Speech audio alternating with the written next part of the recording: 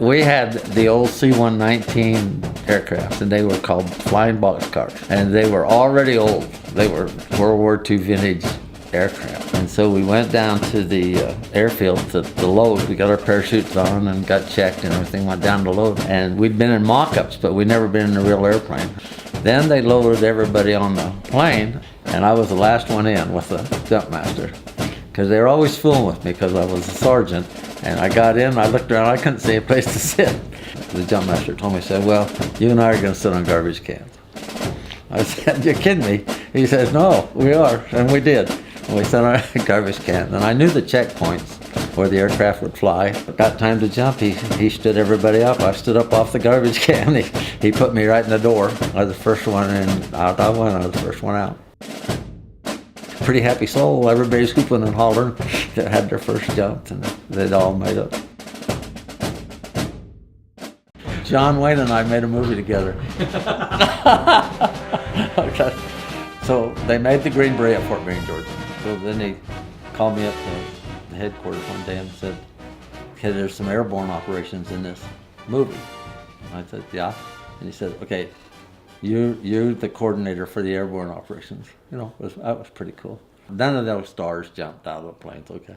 What they did is they all their pictures were in the planes, you know, and we had big fans blowing in there, and they had all the gear on and everything.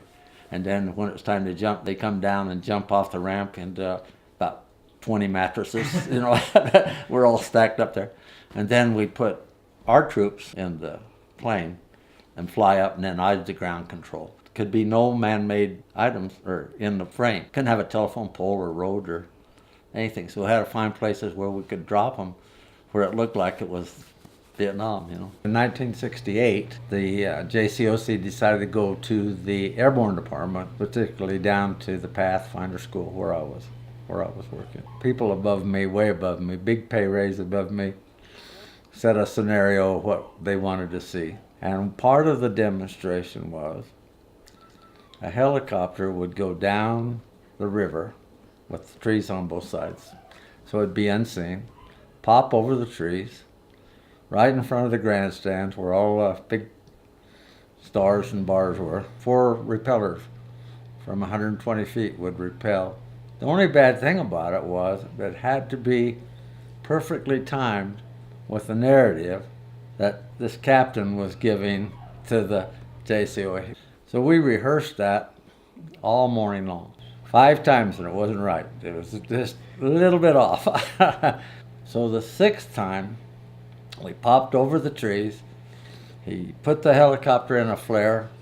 We threw out our ropes. I was the rappel master, so I was the last one out of the helicopter. We all got out on the helicopter. We all got out on our ropes. And his stall light came on. I'd overheated the aircraft after all these rehearsals. So he's afraid he's going to fall on us. So we just put it into the ground. We're all still on the ropes. That's when I went to the hospital for 6 months. Kind of the end of my instructional days at Fort Benning. They figured I fell about 30 feet with a rucksack, helmet, and a rifle.